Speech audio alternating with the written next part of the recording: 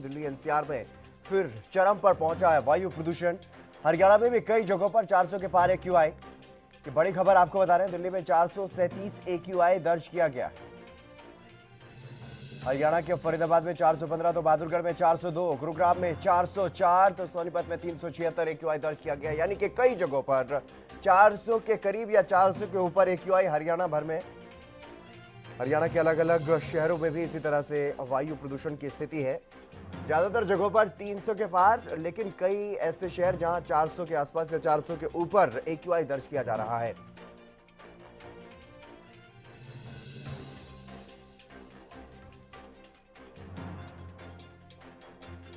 अक्षय यादव हमारे संवाददाता महेंद्रगढ़ से हमारे साथ जुड़ गए हैं। और महेंद्रगढ़ में क्या कुछ स्थिति है फिलहाल अक्षय?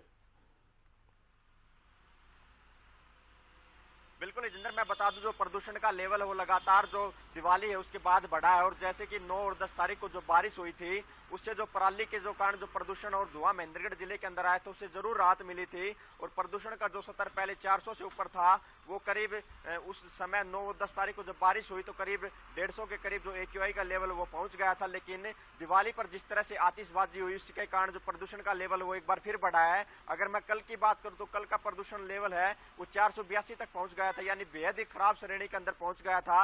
और जिला प्रशासन की तरफ से जिले के अंदर धारा 144 लागू की गई, साथ ही जो ग्रेफ के 4 के नियम है वो भी लागू किए गए। लेकिन महेंद्रगढ़ जिले के अंदर ऐसी कोई भी फैक्ट्री नहीं है जिससे कि धुआं निकलता हो। बकायदा यहाँ पर 88 के करीब जो स्टोन क्रेशर के जोन है तथा ग्राइंडिंग की जो फैक्ट्रियां हैं उनसे ही जो प्रदूषण होता है। और कल जो सीएम फ्लाइंग की टीम है वो इन पर औचक निरीक्षण करने के लिए पहुंची तो सरेआम जो जिला प्रशासन के आदेश थे उनकी धज्जियां उड़ती हुई कहीं ना कहीं नजर आई। और जो स्टोन क्रेशर है वो चलते हुए नजर आए, जिस पर जो सीएम फ्लाइंग है उसके द्वारा जो प्रदूषण विभाग के अधिकारी उनको मौके पर बुलाया गया तथा उनके खिलाफ जो नोटिस जारी किए गए हैं। एक कमेटी का भी गठन जिला प्रशासन की ओर से किया गया जो ये जो स्टोन क्रेशर और जो ग्राइंडिंग जो यूनिट उनको चलती मिली है उनके खिलाफ जो सख्त कार्रवाई अमल में लाई जाए। और वहीं अगर मैं मौसम विभाग के पूर्वानुमान की बात करूं तो उनका कहना है कि जब तक तेज बारिश या हवा तेज नहीं चलती है इससे पहले जो प्रदूषण है इससे कहीं ना कहीं राहत मिलने के कोई भी आसार नहीं नजर आ रहे। और मौसम विभाग का पूर्वानुमान भी यही आया कि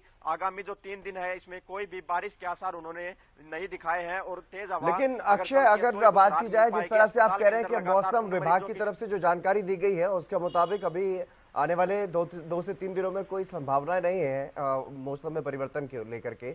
लेकिन क्या उसके बाद क्योंकि बारिश का अनुमान अभी भी नहीं है आसपास के दिनों में, तो क्या हवा चलने के बाद इस वायु प्रदूषण से राहत मिलने की संभावनाएं हैं? बिल्कुल जितेंद्र, जब तेज हवाएं चलती है तो जो आसपास के जो हवा में जो प्रदूषण के जो वातावरण के अंदर कण है वो तेज हवा के साथ यानी कि आदान दूसरी जगह जो शिफ्ट हो जाते हैं तो ऐसे में कुछ राहत जरूर मिलती है।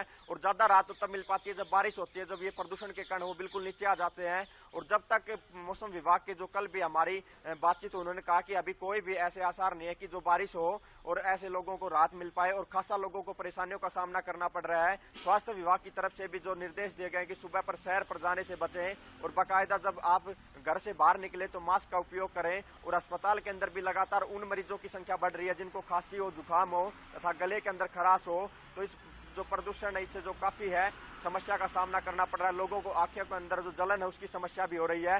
तो ऐसे में अभी भी कोई राहत के आसार नजर नहीं आ रहे। वैसे जो कल की अगर बात करूं तो 400 से ऊपर एक्यूआई लेवल था, उसमें कुछ राहत जरूर मिली है। और 10-20 जो एक्यूआई लेवल है उसकी जो कमी जरूर आई है, लेकिन हालात है वो जो के त्यो बने और लोग परेशान नजर आ रहे हैं। जी चलिए, बहुत शुक्रिया अक्षय तमाम जानकारी देने के लिए।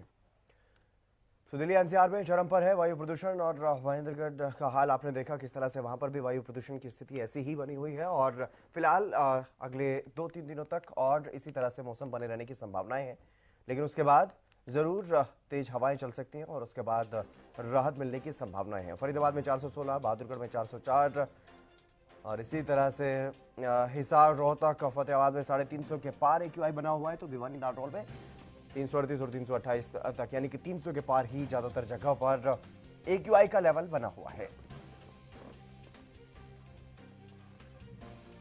ये अलग अलग जगहों का एक्यूआई का लेवल आप देख पा रहे हैं जहां पर एक्यूआई बढ़ा हुआ है और सांस लेने में भी आम लोगों को परेशानी का सामना करना पड़ता है।